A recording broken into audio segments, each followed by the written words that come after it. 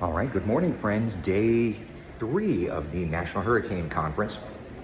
And today, excited to chat with some folks from Central Florida that have created a product that's going to really help in those immediate hours after a storm strikes. It's filling a gap that they found, and they have an inventor that figured something out. You got to see it. We'll be talking to them coming up on WESH 2 News at noon. And then at 5, the University of Central Florida is here. Why? Let's chat with them as well. See you today on TV.